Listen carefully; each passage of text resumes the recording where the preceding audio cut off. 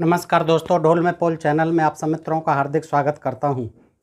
दोस्तों, तमाम ग्रंथों के पढ़ने से हमें यह विदित होता है कि जो शूद्र थे, जितनी भी शूद्र जातियां हैं या थीं, वो सब पहले क्षत्रिय ही थीं और क्षत्रियों को ही शूद्र बना दिया गया इन ब्राह्मणों के द्वारा।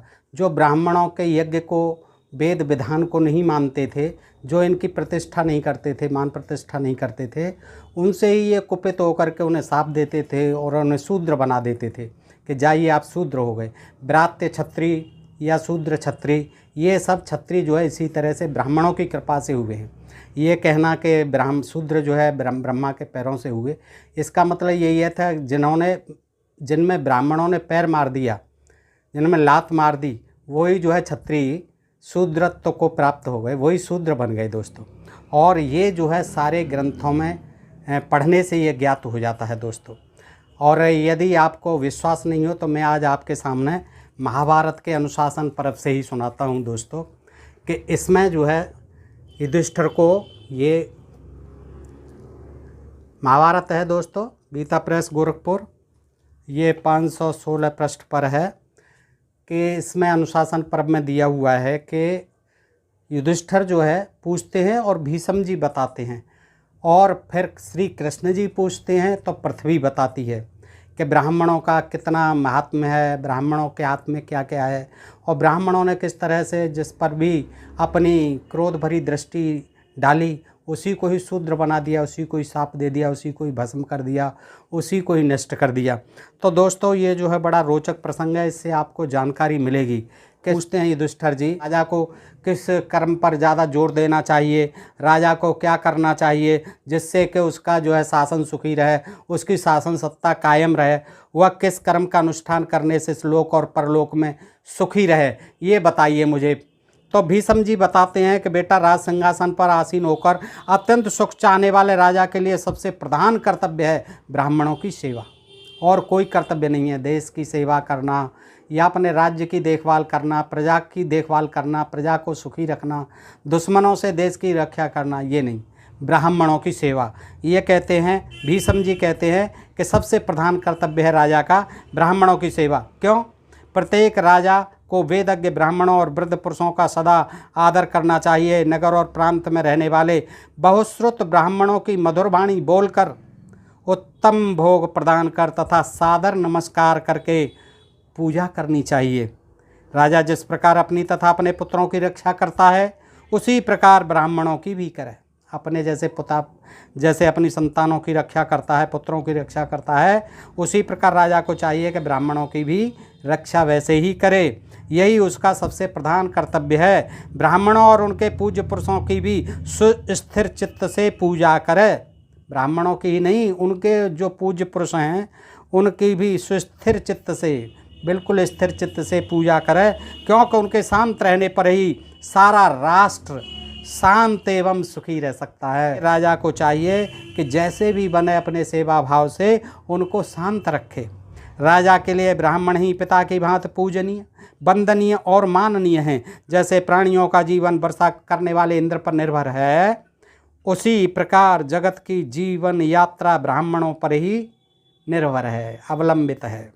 ये जिस समय क्रोध से भर जाते हैं, उस समय दावा नल की लपटों के समान दाहक दृष्टि से देखते हैं। इनसे बड़े बड़े साहसी भी भय मानते हैं, क्योंकि इनके भीतर गुण ही अधिक होते हैं। इन ब्राह्मणों से कुछ तो घास फूस से ढके हुए कूप की तरह अपने तेज को छिपाए रहते हैं। जैसे घास फूस से ढका हुआ कूप किसी को दिखाई नहीं देता है, ऐसे ही कुछ तो ब्राह्मण अपने गुणों को घास फूस की तरह, कुएं की तरह छिपाए रखते हैं। और कुछ निर्मल आकाश की भांत दैदीप्यमान होते हैं, प्रकाशित होते हैं। कुछ हठी होते हैं और कुछ रुई की तरह कोमल होते हैं ब्राह्मण। कोई कोई ब्राह्मण खेती और गौरक्षा से जीवन चलाते हैं, और कोई भिक्षा पर जीवन निर्वाह करते हैं, तथा कितने ही सब प्रकार के कार्य करने में समर्थ होते हैं। इस तरह नाना प्रकार के ब्राह्मण देखे जाते हैं। उन धर्मज्ञ एवं सतपुरुष ब्राह्मणों का सदा गुण गाना चाहिए। प्राचीन काल से ही ब्राह्मण लोग देवता, पितर, मनुष्य, नाग और राक्षसों के पूजनीय हैं। इनमें से कोई भी ब्राह्मणों को जीत नहीं सकता। ब्राह्मण चाहे तो जो देवता नहीं है, जो गधा है बिल्कुल, उससे देवता बना दें और देवता को भी देवत्व से भ्रष्ट कर देते हैं। देवता को गधा बना सकते हैं, देवत्व से भ्रष्ट कर सकते हैं। वे जिसे राजा बनाना चाहें वही राजा रह सकता है। राजा के रूप में न देखना चाहें उसका पराभव हो जाता है। बिल्कुल षड्यंत्र करके उसका पराभव करके मानते हैं। राजन, मैं तुमसे यह सीधी बात बता रहा हूँ, जो मूर्ख मनुष्य ब्राह्मणों की निंदा करते हैं उनका निस्संदेह नाश हो जाता है। ब्राह्मण जिसकी प्रशंसा करते हैं उस पुरुष का अभ्युदय होता है, जिससे खुश हो गए और जिसकी प्रशंसा करने लगे समझ लो उसकी किस्मत जग गई, अभ्युदय हो गया, तरक्की हो गई, विकास हो गया। और जिसको वे शाप देते हैं उसका एक क्षण में पराभव हो जाता है, विनाश हो जाता है। शक, यवन, काम्बोज आदि जातियाँ पहले क्षत्रिय ही थीं, किंतु ब्राह्मणों की उत्तम दृष्टि से वंचित होने के कारण, यानी कुदृष्टि पड़ने के कारण, ब्राह्मणों की बुरी नज़र पड़ने के कारण उन्हें मलेच्छ होना पड़ा। किसको? शकों को, यवनों को और काम्बोजों को। ये पहले क्षत्रिय ही थे, लेकिन जब ब्राह्मण कुपित हुए तो इनको मलेच्छ बना दिया। द्रविण, कलिंग, पुलिंद, उशीनर, कोल सर्प और माहेशक आदि क्षत्रिय जातियाँ भी ब्राह्मणों की ही कुदृष्टि पड़ने से शूद्र हो गई। देखिएगा कौन कौन से थे ये सब, पहले राजा ही थे। क्षत्रिय जातियाँ थीं द्रविड़, कलिंग, पुलिंद, उशीनर, कोल सर्प और माहेशक आदि क्षत्रिय जातियाँ भी ब्राह्मणों की ही कुदृष्टि पड़ने से शूद्र हो गईं। ब्राह्मणों से हार मान लेने से ही कल्याण है। ब्राह्मणों से कभी बराबरी न करे, उनसे कभी जीतने की उम्मीद न करे। ब्राह्मणों से हार मान लेने में ही कल्याण है। उनको हराना अच्छा नहीं है, हरगिज अच्छा नहीं है, विनाश का कारण बन जाएगा। ब्राह्मणों की निंदा किसी तरह नहीं सुननी चाहिए। जहाँ उनकी निंदा होती हो वहाँ नीचा मुँह करके चुपचाप बैठे रहना या उठकर चल देना चाहिए। इस पृथ्वी पर कोई भी ऐसा मनुष्य न पैदा हुआ और न पैदा होगा जो ब्राह्मण के साथ विरोध करके सुखपूर्वक जीवित रहने का साहस करे। देखिए भीष्म जी कितनी सच्चाई से बात बता रहे हैं। हवा को मुट्ठी में पकड़ना, चंद्रमा को हाथ से छूना और पृथ्वी को उठा लेना जैसे अत्यंत कठिन काम है, उसी तरह इस पृथ्वी पर ब्राह्मणों को जीतना दुष्कर है। इसलिए राजाओं को चाहिए कि उत्तम भोग, आभूषण और दूसरे मनोवांछित पदार्थ देकर नमस्कार आदि के द्वारा सदा ब्राह्मणों की पूजा करें और पिता के समान उनके पालन पोषण का ध्यान रखें, तभी राष्ट्र में शांति रह सकती है। अतः तुम्हारे राज्य में युधिष्ठिर पवित्र और ब्रह्म तेज से संपन्न ब्राह्मण अवश्य रहना चाहिए। कुलीन, धर्मज्ञ और उत्तम व्रत करने वाले ब्राह्मण को अपने घर में स्थान देना चाहिए, क्योंकि ब्राह्मणों से श्रेष्ठ कोई नहीं है। जो लोग ब्राह्मणों का अनुसरण करते हैं उनकी कभी पराजय नहीं होती। जो पीछे पीछे चलते हैं, उनकी बात मानते हैं, उनकी कभी पराजय नहीं होती तथा मृत्यु के पश्चात उनका कुछ नहीं बिगड़ता, विनाश नहीं होता। जो ब्राह्मणों के पीछे पीछे चलते हैं, ब्राह्मणों के मुँह से निकले हुए वचन को जो सादर स्वीकार करते हैं, वचन को चाहे वो झूठ बोल दें, गप मार दें, कुछ भी कह दें, ब्रह्म वाक्य जनार्दनम, ब्रह्म वाक्य को, ब्राह्मण के मुख से वाक्य को निकले हुए को देखिए महाभारत भी यही कहता है। भीष्म जी बता रहे हैं युधिष्ठिर को कि ब्राह्मण के मुंह से निकले हुए वचन को जो आदर सहित स्वीकार करते हैं वे महात्मा कभी पराभव को प्राप्त नहीं होते, उनको कभी नुकसान नहीं होता, कभी उनका विनाश नहीं होता।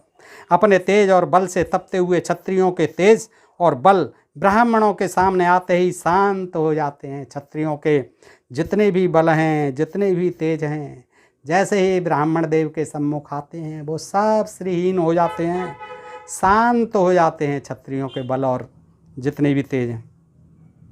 भृगुवंशी ब्राह्मणों ने तालजंगों को, देखिए भृगुवंशी ब्राह्मणों ने तालजंगों को, अंगिरा की संतानों ने नीपवंशी राजाओं को तथा भरद्वाज ने हैयों और इलाके पुत्रों को परास्त किया था। युद्ध भी कर लेते थे ब्राह्मण देव बगैर हथियारों के, क्योंकि उनके पास एक अमोघ शक्ति थी साप देने की। जिसको भी साप दिया उसको भस्म कर दिया। क्षत्रियों के पास अनेकों प्रकार के आयुध थे, क्षत्रियों के पास बेशक तमाम तरह के हथियार रहते थे, तो भी कृष्ण मृग चरम धारण करने वाले ब्राह्मणों ने उन्हें हरा दिया। बिल्कुल बेचारे जो ब्राह्मण मृग की चरम पहनते थे, मृग छाला, उन्होंने भी हरा दिया बगैर किसी हथियार के। जबकि क्षत्रियों के पास तो तमाम हथियार रहते थे, फिर भी उनका कोई तप और तेज जो काम नहीं आता था। संसार में जो कुछ कहा सुना या पढ़ा जाता है वह सब काठ में छिपी हुई आग की तरह ब्राह्मणों में ही स्थित है। जो कुछ भी आप सुन रहे हैं, जो कुछ भी आप पढ़ रहे हैं, ये सब ब्राह्मणों में ही आग की तरह स्थित है। इसलिए जो कीर्ति, ऐश्वर्य और उत्तम लोगों को प्राप्त करना चाहता हो उसे ब्राह्मणों की आज्ञा में स्थित रहना चाहिए। जो अपना कल्याण चाहता है इस लोक में परलोक में, उसको केवल ब्राह्मणों की आज्ञा में, ब्राह्मणों की सेवा में ही तल्लीन रहना चाहिए, व्यस्त रहना चाहिए, लगे रहना चाहिए। युधिष्ठिर, ब्राह्मणों का यह महात्म सुनकर तुम्हें सदा पवित्र भाव से उनकी पूजा करनी चाहिए, इससे तुम्हारा कल्याण होगा। महाभाग्यशाली ब्राह्मण जन्म से ही समस्त प्राणियों के वंदनीय अतिथि और प्रथम भोजन पाने के अधिकारी हैं। देखिए महाभारत का ज्ञान दोस्तों, आप समझते होंगे आज तक कि केवल उसमें जो है कौरव पांडवों की लड़ाई का वर्णन है, लेकिन इसमें आप देखेंगे तो किसका वर्णन है, कैसा वर्णन है और ये कैसा महाभारत है दोस्तों। पूर्व काल में प्रजापति ने, अब देखिए ब्रह्मा जी ने भी पूर्व काल में ब्रह्मा जी ने ब्राह्मण, क्षत्रिय और वैश्यों को पूर्ववत उत्पन्न करके उनको समझाया। ब्रह्मा जी ने कि तुम लोगों के लिए स्वधर्म पालन और ब्राह्मणों की सेवा के सिवाय और कोई कर्तव्य नहीं है। ब्रह्मा जी ज्ञान दे रहे हैं। विद्वान ब्राह्मण को शूद्रोचित कर्म नहीं करना चाहिए, शूद्रों का काम सेवा करना, नहीं तो वो भी शूद्र हो जाएगा। शूद्र के कर्म करने से उसका धर्म नष्ट होता है। अपना धर्म करो, जो करने का काम है उसी से ही कथा भागवत कहते रहो, इनको जो है बनाते रहो और पैसा कमाते रहो। इसी से ही आपकी स्वधर्म का पालन होगा और लक्ष्मी आएगी आपकी, और वृद्धि होगी लक्ष्मी में, आपका तेज और प्रताप भी बढ़ेगा, ऐश्वर्य बढ़ेगा, सभी चरण वंदना करेंगे आपकी। देखिए ब्रह्मा जी ने सही पाठ पढ़ा दिया था, तभी से ही ऐसा चला आ रहा है दोस्तों आज तक। हे युधिष्ठिर, बुद्धिमान ब्रह्मा जी ने जो उपदेश दिया था वह ब्रह्म गीता मैंने तुम्हें सुना दी, यही ब्रह्म गीता है। ब्राह्मणों के हित में जो बात बता दी, ब्राह्मणों को क्या करना चाहिए और शूद्रों को क्या करना चाहिए। ब्राह्मणों को शूद्रों का काम कभी नहीं करना है, उनका जो धर्म है, कर्म है, वही करते रहें, उसी में ही उनकी श्री वृद्धि होगी, लक्ष्मी की वृद्धि होगी, यश की वृद्धि होगी, मान सम्मान की वृद्धि होगी। ब्रह्मा जी ने अपने पुत्रों को अच्छा पाठ पढ़ाया क्योंकि वो भी ब्राह्मण थे। दोस्तों ये सब आपको मैं बता चुका हूँ, महाभारत में ही लिखा हुआ है कि ब्रह्मा जी ब्राह्मण थे। अवेकल, द्राविण, लाट, पौंड्र, कानवसिरा, सौंडिक, दर्द, दार्व, चौर, सवर, बरबर, किरात और यवन और मेकल, द्रविण, लाट, पौंड्र, कानवसिरा, सौंडिक, दर्द, दार्व, चौर, सरवर, बर्बर, किरात और यवन, ये सब पहले क्षत्रिय थे, किंतु ब्राह्मणों के अमरस से यानी कोप से नीच हो गए, यानी शूद्र हो गए, नीच हो गए। देखिए दोस्तों, पहले जो क्षत्रिय थे यही क्षत्रिय कुल हुआ करते थे, और उस समय तो यही जो है वो कहते हैं भीष्म जी कि ये सब ब्राह्मणों के कोप से नीच हो गए, शूद्र बन गए।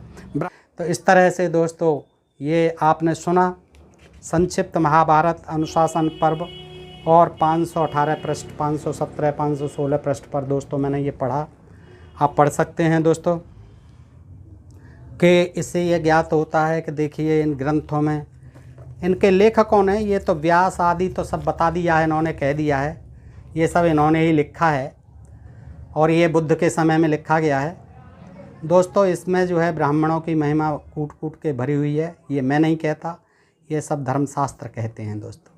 और आज के प्रवचन से, आज के इस वीडियो से, प्रसंग से आपको ज्ञात होता है कि किस तरह से जो है जो क्षत्रिय थे, पूर्व काल के जो क्षत्रिय हुआ करते थे, या तो वो ब्राह्मणों की बात माने या तो ब्राह्मणों के द्वारा किए हुए नियमों को माने, तय किए हुए नियमों को, संविधान को माने, उनके नीति निर्देशों को माने, अन्यथा उनसे कुपित होकर के उनको साप दे दिया जाता था और उनको जो है शूद्र बना दिया जाता था, नीच बना दिया जाता था। दोस्तों ये इन ग्रंथों को पढ़ने से साफ हो जाता है। दोस्तों आज के लिए इतना ही, आप सबका सुनने के लिए बहुत बहुत आभार, नमस्कार दोस्तों, जय हिंद, जय भारत दोस्तों।